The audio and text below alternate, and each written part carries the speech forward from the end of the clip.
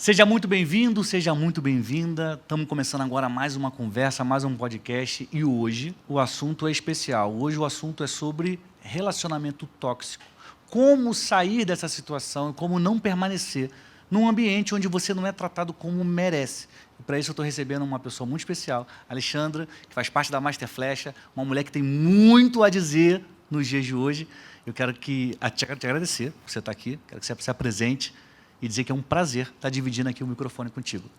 Prazer é todo meu, boa tarde.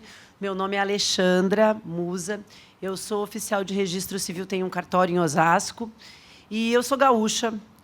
Eu sou gaúcha, nasci em Porto Alegre, de uma família de pai médico, mãe professora, e aos 14 anos eu perdi meu pai numa situação a dormir, acordei e meu pai tinha falecido, a nossa vida mudou muito. Aos 18 anos eu comecei a namorar. E eu vivi dos 18 aos 36 anos um relacionamento tóxico e abusivo. Dos 18 aos? 36 anos. Caramba, dos 18 aos 36 anos.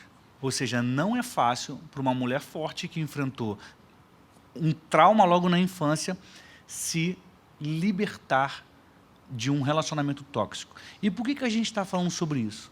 Porque uma das mentalidades, um dos pensamentos da mentalidade medíocre é a culpa é dele.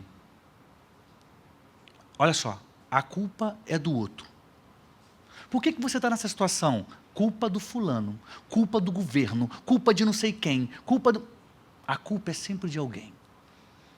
E isso te traz para o medíocre um conforto para ele continuar no lugar dele. E qual é o pensamento que você tem que colocar no lugar quando você pensa em a culpa é do outro? O pensamento é, eu vou melhorar nesse ponto para que isso não se repita. Então, sempre que você se sentir tentado a dizer a culpa é do outro, a culpa é do fulano, a culpa é do governo, você vai falar, eu preciso melhorar para que isso não se repita. E quando eu comecei a pensar nisso, eu pensei na questão do relacionamento tóxico, abusivo. Eu falei, mas quando você vive um relacionamento tóxico, a culpa é do outro. Porque o agressor, a pessoa que não merece, o cara que é indigno, é o outro. É aquele que me faz mal, não eu sou uma vítima. E aí, imediatamente, vem na nossa cabeça qual o pensamento? Não se pode culpar a vítima. Por quê? Porque esse é um pensamento que roda no mundo e entra na gente e vira verdade.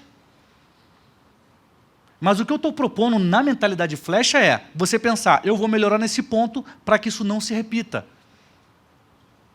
Em vez de eu culpar quem me agride, em vez de eu culpar quem me coloca para baixo, óbvio que a pessoa tem culpa, tem que ser presa, tem que ser responsabilizada, óbvio.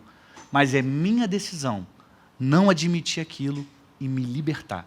E é por isso que a Alexandra está aqui para contar a história dela. Porque ela tem autoridade para falar sobre isso. Nesse ponto mais delicado, quando realmente alguém tem culpa, mas ela decide não continuar culpando o outro e se libertar. O medíocre vai viver para sempre aprisionado pela desculpa. A culpa é dele, então está tudo bem. A mentalidade flecha vai se libertar. Como foi isso para você? No meu caso, eu fui responsável como? Eu ignorava sinais, porque no início do relacionamento, o abusador, ele te dá sinais, daí tu ignora. Não, é assim mesmo. É assim mesmo, deve ser isso. Ignorei sinais. Eu fazia faculdade, eu era uma universitária do direito e não compartilhava com ninguém isso. Eu poderia ter falado com uma amiga, com uma pessoa. Eu fazia faculdade, eu não era uma pessoa que saiu de um lugar que não tinha informação. Eu tinha informação. Eu fazia terapia e mentia na terapia. Eu mentia na terapia que o relacionamento estava tudo bem. Eu tinha vergonha de falar para mim mesma, até para assumir que aquilo lá estava acontecendo. Então, eu vivi 18 anos sem poder escolher a comida, sem poder escolher o filme, sem poder escolher roupa, sem poder ouvir a música que eu queria.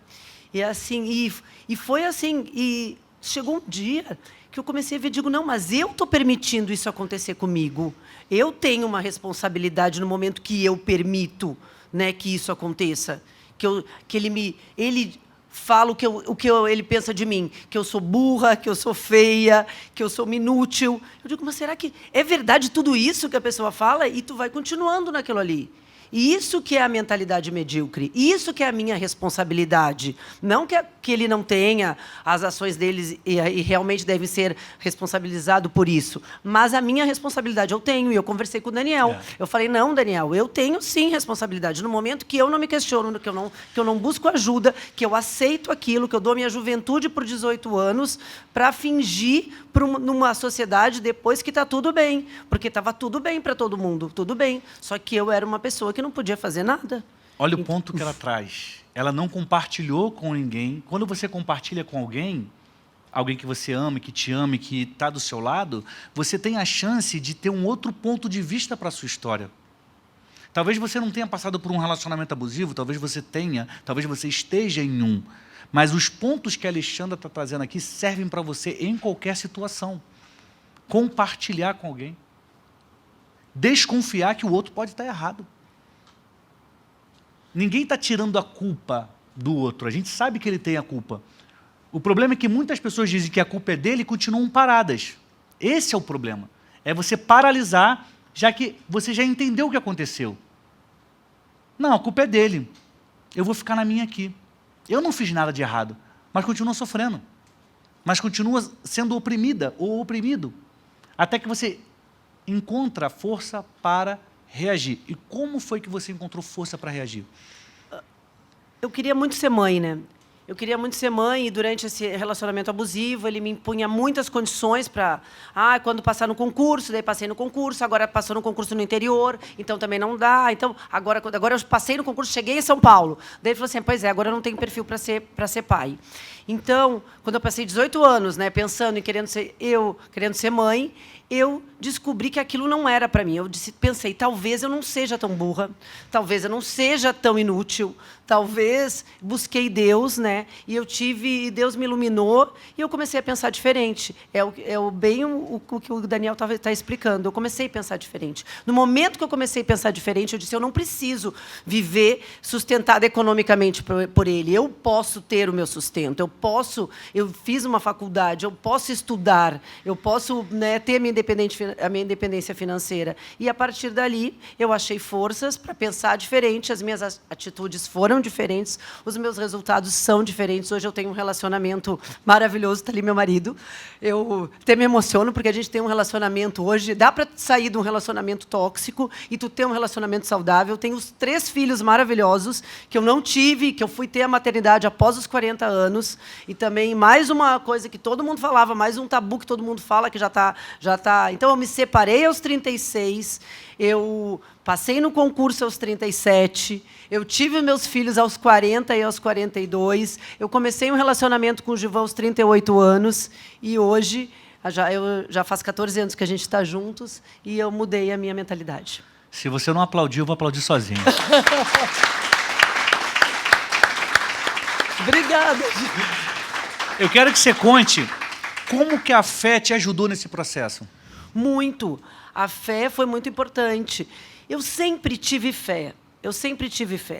Mas a minha fé, ela era assim, pedia para Deus, mas eu achava que eu não tinha nem... Eu era tão insegura que não achava nem que eu merecia. Eu não achava nem que eu merecia isso daí. Entendeu? Então, a fé, no momento, sempre tive a fé, mas o ano passado, quando eu me converti, sabe, eu tive certeza que Deus sempre estava comigo. Que bom. Qual conselho, ou conselhos, ou dicas você pode dar para alguém que hoje esteja vivendo num relacionamento tóxico? Primeiro, se questionar.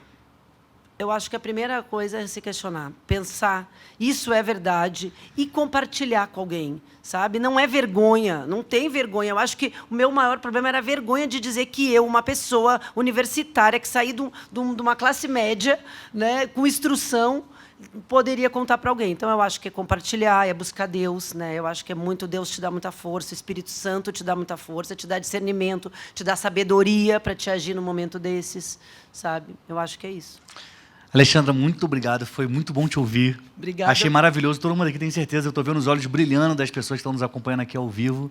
Incrível, Parabéns pela sua história. E eu tenho certeza que o que você tem para dizer vai ajudar muita gente, porque você, de fato, é uma flecha. Obrigado. Muito obrigada. Obrigada. Obrigada.